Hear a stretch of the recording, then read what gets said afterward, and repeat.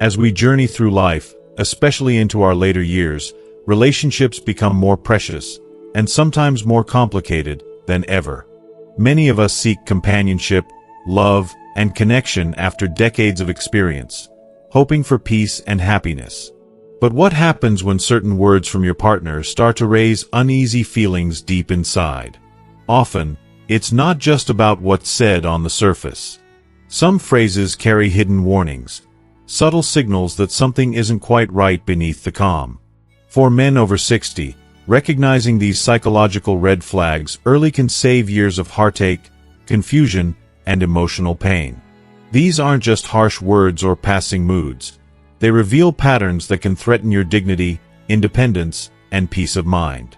Inspired by the timeless wisdom of Carl Jung, this video explores 5 key things a woman might say that should never be ignored. Phrases that warn of control, disrespect, criticism, emotional withdrawal, and blame.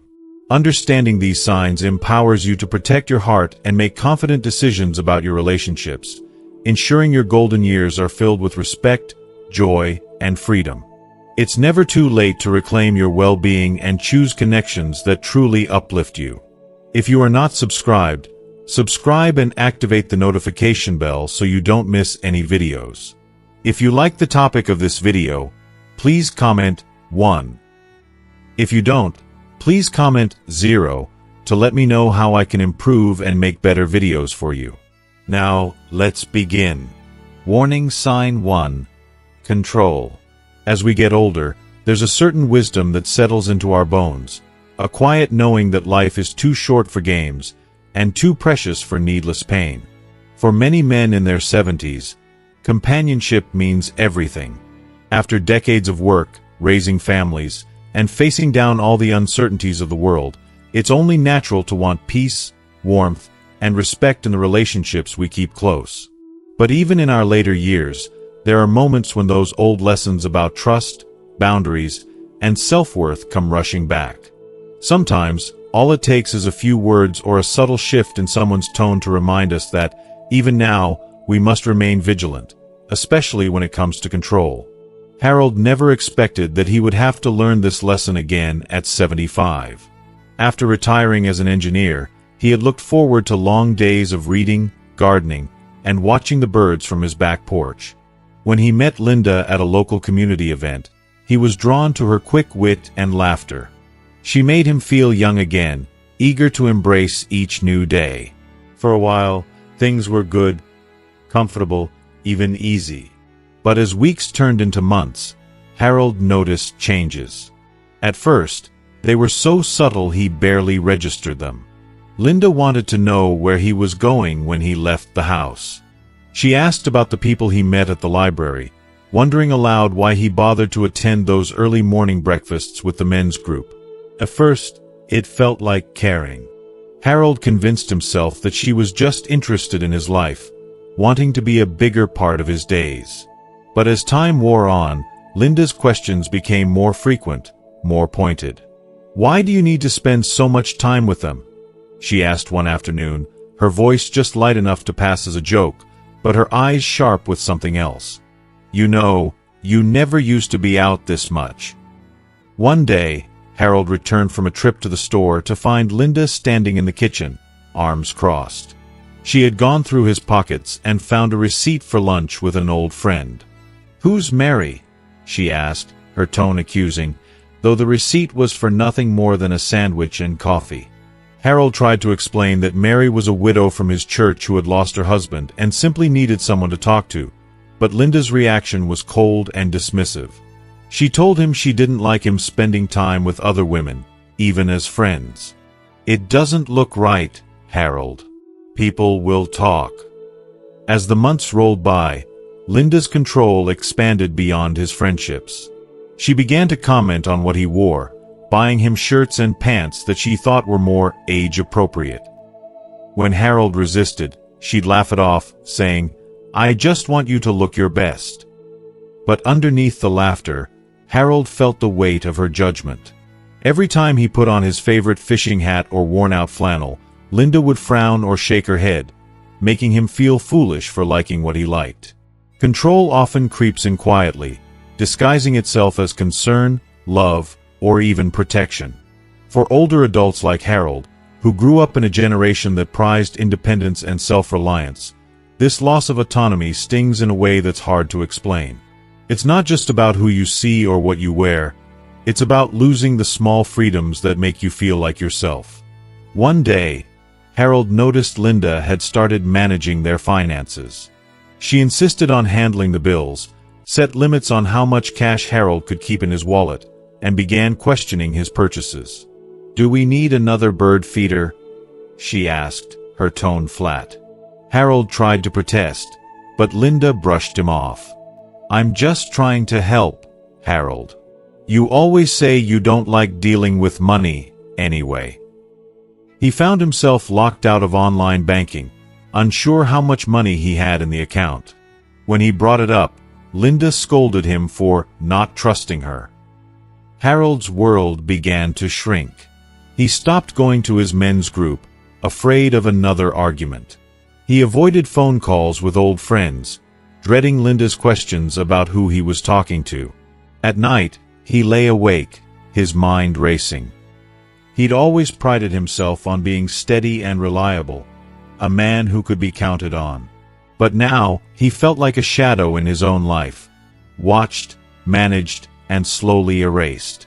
Psychologists have long recognized that being subjected to controlling behavior can trigger stress responses in the brain similar to those brought on by physical threats. For seniors, the impact can be even more pronounced.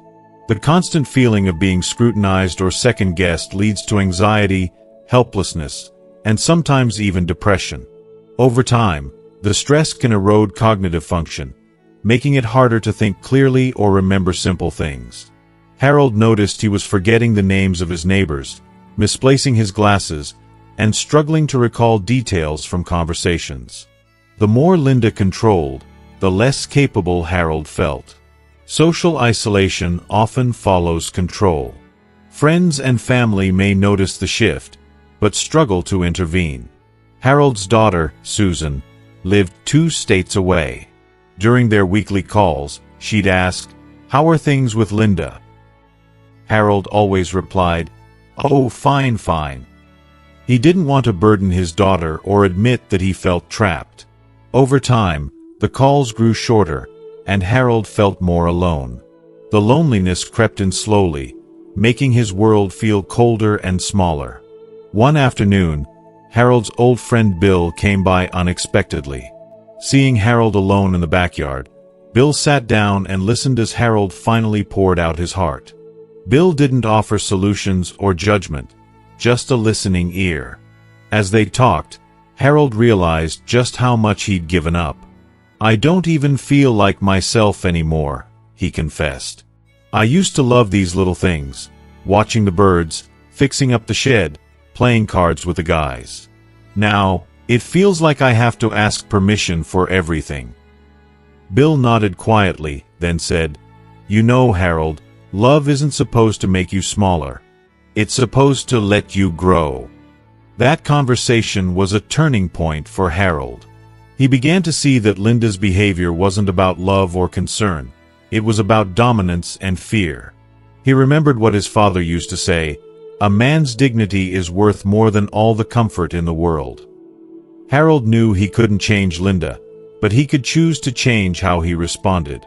He started by reclaiming small pieces of his independence, calling up his old friends, joining the men's breakfast again, and wearing his favorite flannel even when Linda frowned. Over time, Harold also realized he needed to set clear boundaries. He talked to Linda, calmly but firmly, about the need for mutual respect and space. It wasn't easy. There were tears, arguments, and even silent dinners. But Harold was determined. He explained that healthy love requires both partners to respect each other's individuality, to encourage growth, and to allow for personal freedom. "I love you, Linda," he said one evening, "but I need to live my life, too. I need to have friends, to make my own choices, to feel like myself." If you are still watching this video and find these lessons useful, please comment 1 below to let me know that you are still here with me. Not every relationship survives these conversations. For Harold and Linda, it led to a long period of adjustment. Linda had to face her fears about aging and loneliness, realizing that her controlling behavior was rooted in anxiety about being left alone. For Harold, the process was painful but freeing. He began to trust his instincts again, to find joy in simple things, and to reconnect with the people who mattered to him. The lesson is clear. Control in a relationship is never about love or protection. It's about fear. Fear of losing, fear of being alone, fear of not mattering. But letting fear run your relationship only guarantees misery for both partners. True companionship, especially in the later chapters of life, means honoring each other's independence, respecting boundaries, and cherishing the freedom to grow and change. It means being able to walk side by side, not one ahead of the other, dictating the pace. For those over 65, the stakes are even higher. Time becomes more precious, and every day of peace, joy, and authenticity matters. If you start to notice the signs, questions that feel more like interrogations, opinions that overrule your own, choices that are no longer yours, take it seriously. Talk to someone you trust, set boundaries, and remember that your independence is not selfish.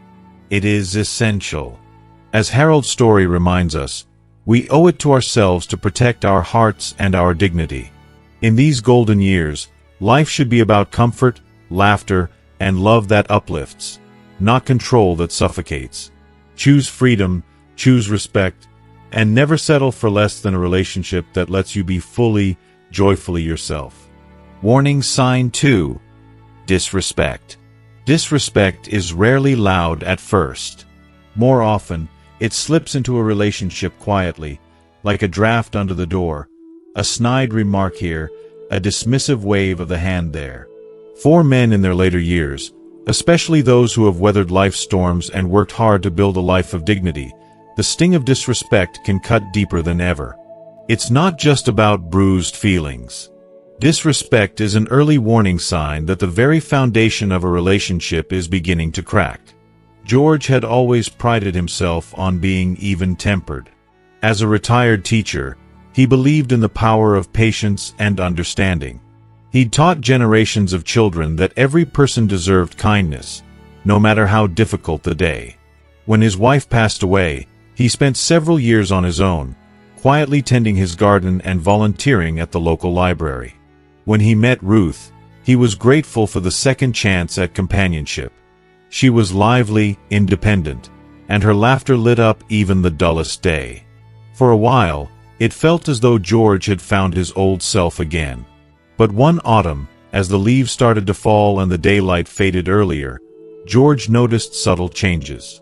At first, Ruth made little jokes about his age, how he sometimes forgot the names of neighbors, how he repeated his stories at dinner. "Don't worry, sweetheart, it happens to the best of us," she'd say, patting his hand. George smiled along, brushing it off. But the jokes came more often. One evening, after a slip in the kitchen that sent water sloshing onto the floor, Ruth rolled her eyes. "Honestly, George, you're turning into such an old man. Should I put a warning sign on the tile for you?" She laughed. It seemed harmless at first, maybe even affectionate. But there was a sharpness in her words that George hadn't heard before. Sometimes, Ruth would make decisions for both of them without asking, dismissing his ideas with a quick, "Oh, that's silly," or "No one does that anymore, George." When they disagreed, her tone would change, cold and biting, as if he were a slow student who couldn't keep up. "You're just being stubborn," she'd say, ending the conversation with a finality that stung. What makes disrespect so dangerous is not just the words themselves, but the feeling they leave behind. Each remark is like a small stone, thrown into the pond of trust. At first, the ripples are barely noticeable. Over time, though, they add up, changing the water, muddying what was once clear and gentle. George began to notice himself hesitating before sharing a story, worrying that he'd be laughed at. He started keeping his opinions to himself during their outings, nodding quietly when Ruth dismissed his ideas. It was easier, he thought, than risking another put-down. Psychologically, disrespect is toxic for older adults. As we age, our sense of self can become more vulnerable, especially if we've lost loved ones, jobs, or our health isn't what it used to be. A steady stream of sarcasm, dismissive comments, or outright belittling remarks eats away at confidence and peace of mind. The brain, sensitive as ever to threats of isolation or embarrassment, begins to associate the very presence of one's partner with discomfort and anxiety. In the long run, this can lead to withdrawal, not just from the partner, but from friends, family, and the activities that once brought joy. For George, the change was slow but sure. The garden began to wither a bit, his favorite books gathered dust, and his laughter grew less frequent. His weekly poker games with old friends became rare. "I'm just tired," he'd say, but the truth was he dreaded the jokes Ruth might make if he forgot the score or misplayed a hand. Even small decisions, what to watch on TV, what to eat for dinner, became battles he didn't have the energy to fight. Ruth's sarcasm, once charming, now felt like a constant reminder that he was failing at something he couldn't quite name. Family members sometimes noticed. George's daughter, Ellen, came to visit one Sunday. She saw her father hesitate as Ruth cut him off mid-sentence, laughing about George and his stories. Later, as they sat on the porch, Ellen asked gently, "Dad, are you happy?" George shrugged, unsure how to answer. He didn't want to make waves, didn't want to seem ungrateful for Ruth's companionship. "She's just teasing," he said. But inside, the weight of disrespect felt heavier every day. Disrespect often signals deeper problems in a relationship, resentments, unmet needs, or a breakdown in empathy. Sometimes, it's used as a tool of control, to keep the other person off balance and unsure. Other times, it masks unhappiness that the speaker isn't ready to confront. Regardless of the reason, the result is the same: a slow erosion of trust and affection, replaced by self-doubt and growing distance. What makes disrespect especially insidious for older adults is its ability to amplify existing insecurities. Retirement can leave a man questioning his usefulness. The loss of friends or physical abilities can make him feel invisible. When a partner, someone meant to be a source of comfort and understanding, joins in the chorus of criticism, it can feel like a betrayal. Over time, disrespect chips away at the safe space every person deserves in their own home. George tried, for a while, to ignore the remarks. He told himself he was being too sensitive, that Ruth didn't mean any harm. But one winter evening, as they sat by the fire, Ruth said, "Sometimes I think you'd forget your name if I weren't here." The words hit him harder than he expected. For the first time, he looked across at Ruth and saw not just a partner, but a source of pain. It was then that George realized something had to change. He began by speaking up, gently but firmly, when Ruth made a joke at his expense. "That hurts, Ruth," he'd say. "I need you to respect me." The conversations were difficult at first. Ruth was defensive, claiming he was too sensitive or that she was just kidding. But George persisted. He explained that respect wasn't optional, that it was the foundation of any real partnership, especially in their later years. Not every partner responds well to these boundaries. Some, like Ruth, struggle to see the harm in their words. But for George, the simple act of standing up for himself made a difference. He started reaching out to friends again, returning to his gardening, even joining Ellen and her family for weekend outings. The more he chose respect for himself, the less power Ruth's comments held. It is not always easy to confront disrespect, especially when it comes from someone you care about. But choosing to ignore it, to hope it will simply fade away, is rarely the answer. Without respect, the connection between two people withers, leaving behind only bitterness and regret. For men over 65, who have spent a lifetime earning the right to be heard and valued, disrespect is never just a phase. It is a warning sign, one that deserves to be recognized and addressed.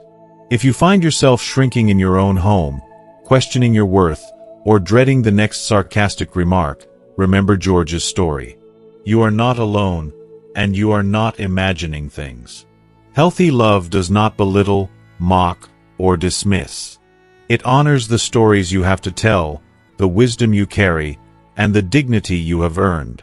Don't be afraid to speak up. Seek support from friends, family, or a counselor if needed. Set boundaries and hold fast to them. Most importantly, choose relationships that allow you to be fully yourself, respected and cherished for all that you are. As we age, our time becomes our most precious resource. Every day should be spent with people who see our worth, not with those who whittle it down with careless words. Disrespect is a sign, a red flag, that something needs to change. By noticing it early, speaking your truth, and insisting on respect, you protect not only your peace of mind but also the quiet joy that is the right of every person in their golden years. Warning sign 3. Constant criticism. For most of his life, Joe prided himself on rolling with the punches. A retired high school teacher and little league coach, he'd learned the value of constructive feedback, how to offer it, how to accept it, and most importantly, how to tell the difference between a helping hand and a hidden barb. But nothing in his years of working with teenagers prepared him for the emotional exhaustion of living with constant criticism from the person he loved most. Joe and Carol married later in life, both widowed and grateful for a second shot at companionship. At first, Carol was warm and supportive, celebrating Joe's passion for woodworking and his corny sense of humor. Their days settled into a gentle routine, walks around the neighborhood, gardening side by side, sharing stories about their grandchildren over coffee. Joe relished the peace, feeling like he'd finally found a partner who valued him for who he was. But over time, something began to shift. It started with small things: Carol's sigh when Joe forgot to water her plants, or her sharp tone when he misplaced the car keys.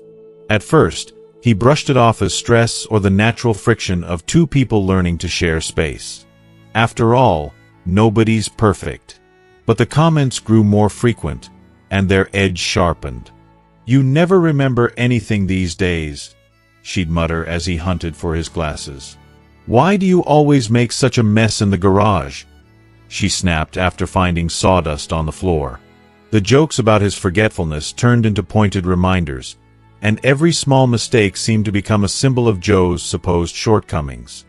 The difference between occasional frustration and constant criticism is profound. Everyone gets irritated, and every couple argues now and then. But when criticism becomes the background noise of daily life, when every conversation seems to end with, "You did that wrong," or "Why can't you ever?" it starts to eat away at a person's sense of self. For Joe, the shift was gradual but relentless. He found himself second-guessing everything he did, hesitating before starting a project or speaking up at dinner. The woodworking tools he once loved sat untouched, collecting dust in the garage. If you are still watching this video and find these lessons useful, please comment 2 below to let me know that you are still here with me. Joe's friends noticed first. He stopped inviting them over for cards, worried that Carol would pick apart their jokes or criticize the snacks he'd chosen. The laughter and easy conversation that once filled their home gave way to silence, punctuated only by Carol's sighs and scolding. Joe began to withdraw, filling his days with errands or yard work, anything to avoid the tension inside. When his daughter called to check in, he gave short answers, glossing over the loneliness that was settling in his bones. The toll of constant criticism is not just emotional. Psychologists have long understood that our brains react to persistent negativity as a threat, triggering a stress response that can affect everything from memory to sleep. For seniors, the stakes are even higher. Chronic stress can exacerbate memory loss, lower immunity, and heighten feelings of anxiety or depression. Joe began to notice that he was forgetting appointments, losing his appetite, and feeling tired even after a full night's rest. He chalked it up to age, but the truth was more complicated. Living under a steady drizzle of criticism was wearing him down, inside and out. The worst part was the change in how Joe saw himself. He'd always been quick to laugh at his own mistakes and shrug off minor mishaps. But now, Carol's words echoed in his mind long after she spoke them. He started to believe her complaints, wondering if he was as absent-minded, clumsy, or thoughtless as she claimed. The inner critic that everyone carries grew louder, reinforced by the voice of someone who was supposed to be his greatest supporter. Carol, for her part, rarely noticed the impact of her words. She saw herself as honest, even helpful. "If I don't tell him, who will?" she'd say to friends.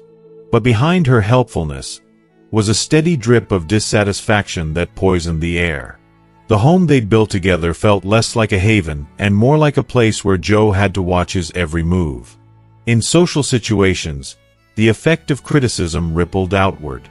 When friends visited, Carol would correct Joe in front of them. "No, Joe, that's not what happened," or "He always forgets the directions, let me drive." These moments, meant as harmless asides, slowly chipped away at Joe's confidence.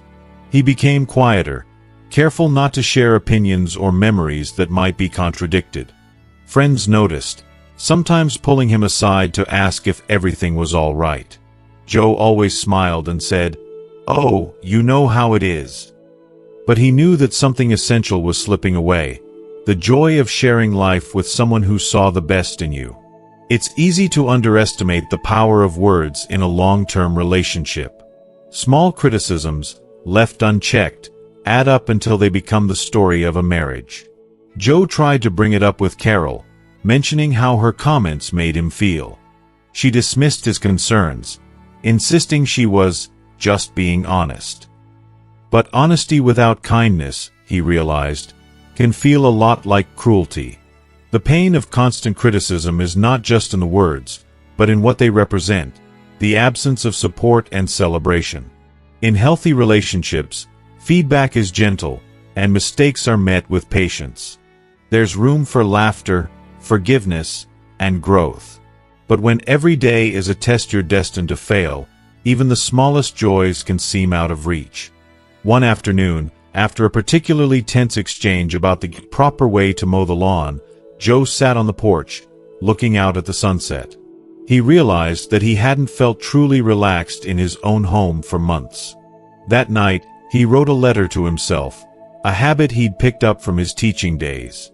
In it, he listed the things he missed: sharing jokes without fear, trying new hobbies, making a mess, and not being judged. He promised himself that he would not let criticism shrink his world any further. For Joe, the turning point came when a neighbor, Mrs. Green, invited him to join a book club. At first, he hesitated, imagining Carol's remarks about wasting time on silly stories. But with gentle encouragement from his daughter, Joe attended, and rediscovered the pleasure of being seen and heard, flaws and all. The group welcomed his insights, and for the first time in a long while, he felt respected. He brought this new confidence home, setting gentle but firm boundaries with Carol. "I need you to speak to me with respect," he said one morning over breakfast. "We both make mistakes, and that's all right. But I can't keep living like this, afraid of what you'll say next." The conversation wasn't easy. Carol was defensive, insisting she was only trying to help. But Joe stood his ground. Over time, the tone in their house softened. Not perfect, but better. The lesson of Joe's story resonates with many in their golden years. Constant criticism is never just about correcting mistakes. It is a pattern that steals confidence, joy, and the sense of home. If you find yourself walking on eggshells, holding your breath, or shrinking away from the things that once made you happy, take notice. Reach out to friends, family, or a counselor. Remember the years you've spent building your character, your resilience, and your sense of humor. You deserve a partner who builds you up, not one who tears you down. Growing older should bring with it a sense of peace and self-acceptance, not a life spent dodging disapproval. Stand up for yourself, just as you've done for others all your life. Your experiences, your quirks, your laughter, They matter. Let your golden years be filled with kindness, especially from those closest to you. And never forget, a loving home is a place where you can be yourself, celebrated for exactly who you are. Warning sign 4. Emotional withdrawal. As the years pass, companionship often becomes the heartbeat of our days. For many seniors, sharing life with someone means not just having a partner, but a true emotional connection. A bond where feelings are shared openly, support flows naturally, and silence feels comfortable rather than cold. But what happens when that emotional connection starts to unravel, not with harsh words or loud fights, but with silence, distance, and indifference? This slow pulling away is what many call emotional withdrawal, and it can be one of the most painful signs that a relationship is in trouble. George, a 74-year-old retiree, had always cherished his marriage. He and his wife, Helen, had spent decades together, raising children, facing hardships, celebrating joys. They had built a life full of memories and traditions. In their later years, George had hoped for a renewed closeness, a time to enjoy each other's company without the distractions of work and child-rearing. But something changed, subtly at first, then unmistakably. It began with small signs. Helen stopped asking about his day. Where once she'd listen attentively as he recounted his volunteer work or a funny story from the neighborhood, she now seemed distracted, distant. Conversations became shorter, often reduced to practical matters like what to have for dinner or when to take medications. The laughter that once filled their home grew quieter, replaced by a heavy stillness that neither knew how to break. One afternoon, as George shared a memory from their early years, Helen looked away, her face unreadable. "I don't care anymore," she said softly, almost to herself. Those 4 words hit George harder than any argument or harsh remark ever had. They weren't just a phrase, they were a wall, a barrier between two people who had once been so close. Emotional withdrawal is different from anger or conflict. It's not loud or dramatic. It's a slow fading, like a light dimming over time. It signals that one partner is pulling back, not just physically but mentally and emotionally. They stop investing in the relationship, stop engaging in the shared life they once built. For the partner left behind, this can feel like abandonment, a deep, aching loneliness that is difficult to express. For older adults, emotional withdrawal can be especially damaging. Many seniors face changes in social circles, health concerns, or the loss of close friends and family. In this stage of life, having a supportive, emotionally connected partner is vital for well-being. When that connection frays, the resulting isolation can worsen anxiety, depression, and cognitive decline. George began to notice how Helen's withdrawal affected their daily lives. Tasks that once felt shared now felt like chores he faced alone. Meals were eaten quietly, their eyes rarely meeting. Plans for outings or visits with friends were met with indifference or excuses. The warmth that had defined their relationship was replaced by a cold distance that seemed impossible to bridge. Psychologically, this kind of detachment triggers a range of difficult emotions. George felt confused and rejected, wondering what he had done wrong or if Helen's love had simply faded away. The uncertainty made it harder to reach out, fearing that any attempt to connect would be met with silence or coldness. His self-esteem began to erode, replaced by feelings of invisibility and despair. Friends noticed the change. When George joined his book club or community center events, neighbors would ask how Helen was doing. "She seems distant lately," one remarked gently. Family members expressed concern during visits, noting the quiet tension between the couple. But even with support around him, George felt trapped, unable to pull Helen back or let go without heartbreak. Emotional withdrawal doesn't always mean the end. Sometimes, it signals that one partner is overwhelmed by health issues, grief, or emotional fatigue, and needs help. But when left unaddressed, it can create a void too wide to cross. The partner who withdraws may feel unable to communicate their feelings or fears, while the one left behind feels lost and rejected. For George, The turning point came during a quiet evening at home. Helen sat silently by the window, her gaze distant. Gathering his courage, George reached for her hand. "Helen," he said softly, "I miss you. I miss us." Tears welled in her eyes as she finally admitted, "I don't know how to feel anymore. It's like I'm here, but not really." That moment of honesty opened the door for difficult but necessary conversations. They sought counseling together, learning to express feelings that had long been buried. Helen shared her fears about aging and loss, while George spoke of his loneliness and longing for connection. Slowly, they began rebuilding their emotional bridge, step by step, word by word. The road wasn't easy. There were setbacks and moments of doubt. But with patience and support, George and Helen rediscovered the importance of empathy, active listening, and shared vulnerability. They learned that emotional withdrawal isn't a sign of failure. It's a signal to pause, reflect, and recommit to one another. For seniors navigating emotional withdrawal in their relationships, George's story offers hope. It reminds us that even in silence and distance, love can be rekindled with courage and care. It encourages reaching out for help, whether through counseling, trusted friends, or family. And it underscores the importance of nurturing emotional connections, not just for the sake of the relationship, but for the health and happiness of both partners.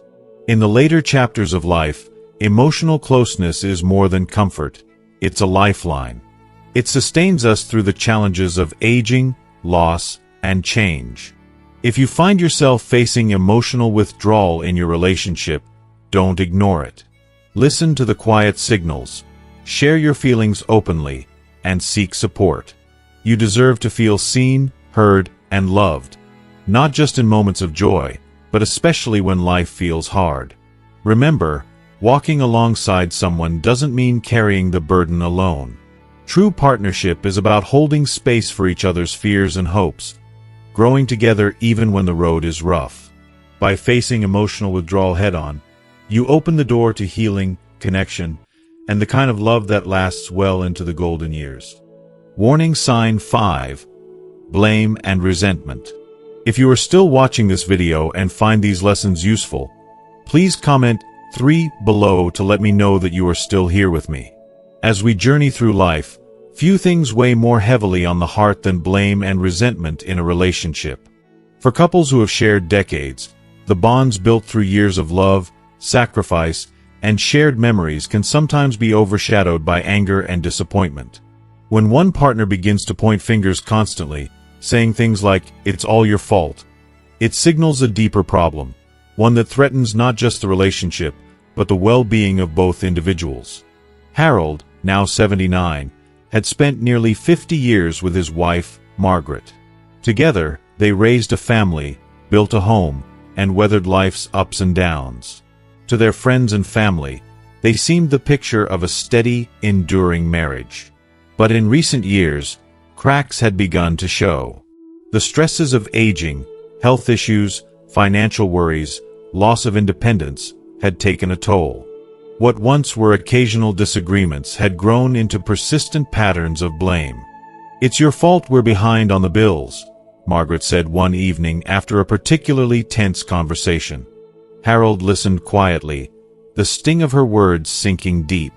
These accusations weren't isolated incidents. They had become a daily refrain. Every problem, every misstep, seemed to circle back to something Harold had done, or hadn't done.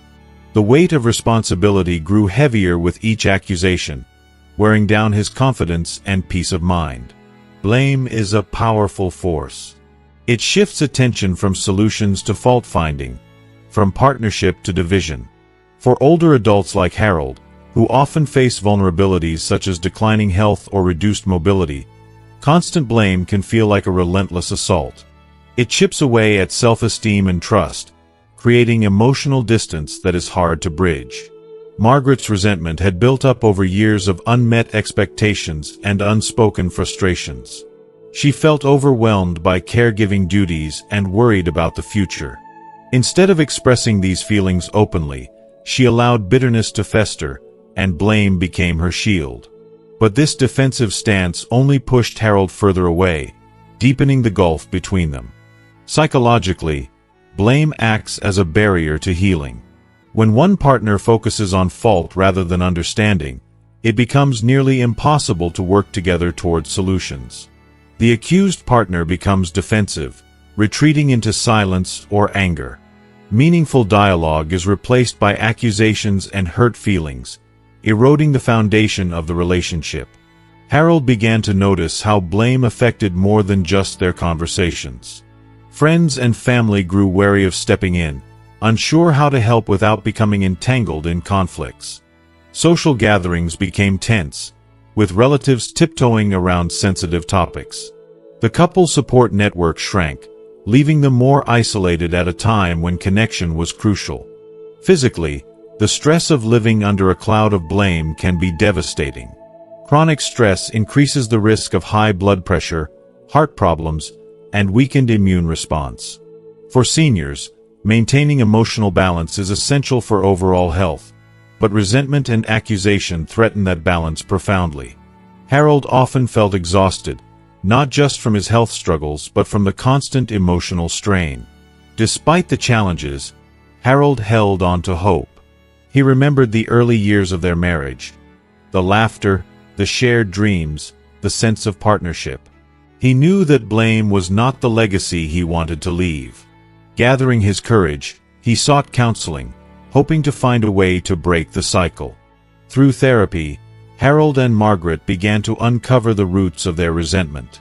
They learned to express their fears and disappointments without casting blame. Margaret shared her feelings of overwhelm and fear of losing control, while Harold voiced his hurt and desire for respect. Slowly, they rebuilt communication, focusing on empathy rather than accusation.